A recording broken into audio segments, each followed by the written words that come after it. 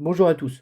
Aujourd'hui, on va réussir à se demander comment utiliser notre leçon apprise sur les ions dans les exercices. D'accord? On va apprendre l'application et on va comprendre dans un premier temps la composition d'un ion par rapport à celle d'un atome et dans un second temps, trouver quel est l'ion correspondant à un schéma par exemple.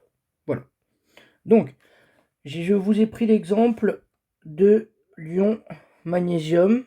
D'accord, donc ça, c'est l'ion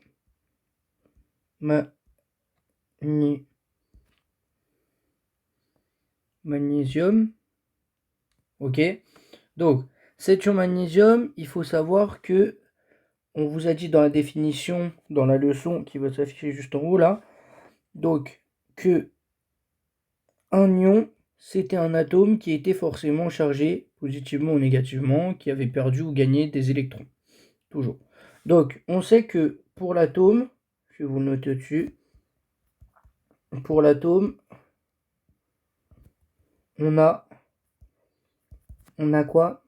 Mg, avec là un nombre de masse de 24 et un nombre atomique de 12. D'accord, je vais vous le faire sous une forme d'une case, comme ça vous saurez que c'est l'atome.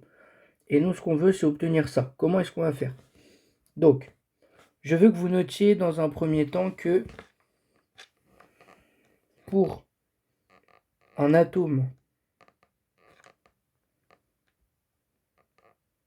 ou l'ion correspondant, d'accord? Ça c'est important, il va falloir que vous le notiez. Au lieu correspondant, il faut toujours se dire que le nombre, donc le nombre de nucléons,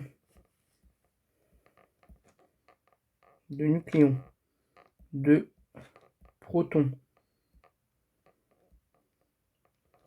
et de neutrons ne, je vous l'écris en rouge même, ne change jamais. C'est super important. Ok, donc ça, il faut le retenir. Toujours. Ok, pourquoi? Parce que la différence entre un atome et un ion, c'est qu'un ion a perdu ou gagné des électrons. Donc la seule chose qui va intervenir dans le changement de la composition d'un ion par rapport à celle d'un atome sera forcément le nombre d'électrons. C'est tout. C'est tout. Ça, il faut le comprendre. C'est important. Donc, on y va. On sait qu'on avait là, je vais vous le surligner comme ça, vous n'allez pas oublier. Là, on avait 24. D'accord? Donc, on va dresser la fiche d'identité de l'ion. Donc, pour Mg de plus, vous obtiendrez quoi? Nombre de nucléons. Nombre de nucléons. Je vous invite à regarder d'accord, votre leçon sur les atomes et la vidéo pour s'exercer sur les atomes pour bien comprendre comment est-ce que je trouve le nombre de nucléons. D'accord, le nombre de nucléons, c'est le nombre de masses qui se trouve juste là. Donc le nombre de nucléons sera 24. Ensuite, le nombre de protons. Le nombre de protons sera forcément celui qui est là, c'est le nombre atomique, et ce sera donc 12. Ensuite, on y va, on continue. Le nombre de neutrons, bon, je vais vous le renoter. Le nombre de neutrons, c'est A-Z, pardon, A-Z. Et donc là, dans notre cas, ce sera 24 moins 12, ce qui nous donnera 12. Voilà.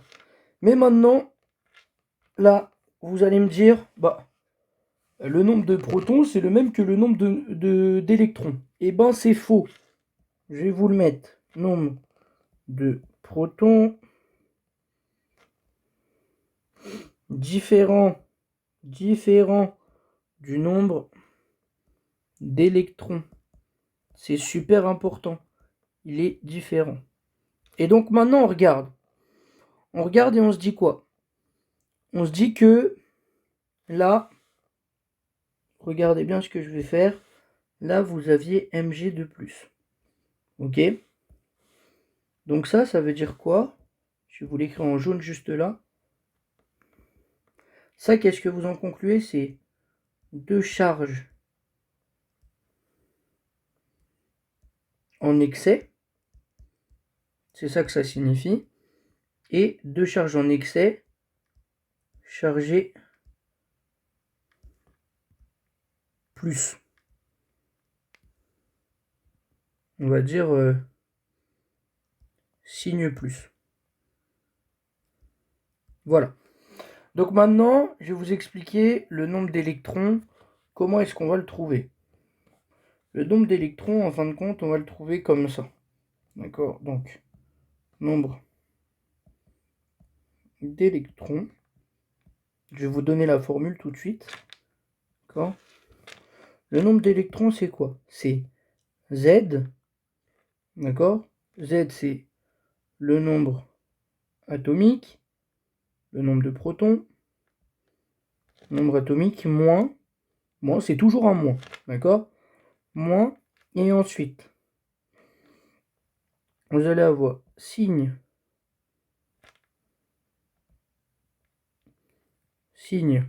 de Lion, signe de Lion, ça veut dire s'il est chargé positivement ou négativement, avec en plus, d'accord, juste là, le nombre de charges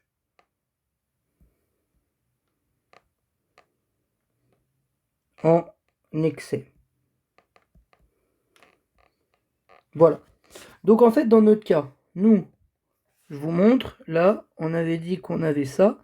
Donc, le Z, c'est 12, c'est le nombre de protons, moins. Et là, on ouvre le crochet, vous allez obtenir quoi? Là, le signe, il est plus. Donc, vous allez faire plus quoi? Plus 2, vous avez 2 charges en excès. Donc, plus 2, d'accord? Et donc, vous allez retirer le plus, il ne vous sert à rien. Les crochets aussi, donc vous allez avoir 12 moins 2, ce qui va nous donner 10. Donc, vous aurez donc 10 électrons. Voilà. Maintenant, je vous laisse me dire dans les commentaires si Mg2+, c'est un anion ou un cation. Voilà. On continue. Là, on va arriver sur un autre style d'exo. On vous donne un schéma. Trouvez l'ion qui correspond. Donc, on y va. On regarde dans notre noyau. Dans notre noyau, on a 9 protons. 9 plus. 9 protons. D'accord? Et maintenant, ensemble, on va compter les moins. 1, 2, 3, 4, 5, 6, 7, 8, 9, 10. Donc vous allez avoir aussi 10 électrons. 10 électrons. Donc, là, vous allez avoir... On a dit que les protons, son nombre ne changeait jamais. Donc vous allez avoir forcément une charge en excès. D'accord? Parce que là, vous n'avez pas 9 protons et 9 électrons, vous en avez 10 des électrons. Donc vous avez une charge en excès. Et c'est un électron qui est en excès ou c'est un proton? Lequel est plus grand que l'autre? On regarde toujours, est-ce que c'est le proton qui en a le plus ou est-ce que c'est les électrons qui sont le plus nombreux? Là, les électrons sont le plus nombreux, pardon. Donc, on aura un ion chargé moins. Ok? On aura forcément un ion chargé moins. On aura un ion chargé combien? Chargé 1 moins. Pourquoi? Parce qu'on a une charge en excès et il sera forcément chargé moins. Donc déjà, vous savez que vous aurez 1 moins. Est-ce que 1 moins ça s'écrit? Non. Donc on garde juste le moins. Et maintenant, on va se demander, d'après notre tableau périodique, quel est l'atome, d'accord, avec un Z égal à 9. On y va, on regarde. Quel est l'atome qui a un Z égal à 9? Oh, boum, on a trouvé. C'est F, c'est le fluor. Donc, Z égale à 9, c'est le fluor. Et donc, lions sur le schéma. Et donc, F, 1 moins. Mais on a dit qu'on notait pas le 1. Donc, ce sera F moins. Voilà. Donc là, vous savez bien utiliser votre leçon sur les ions. Je vous remercie. Vous pouvez poser des questions dans les commentaires. Bon courage pour vos évaluations et vos examens à venir.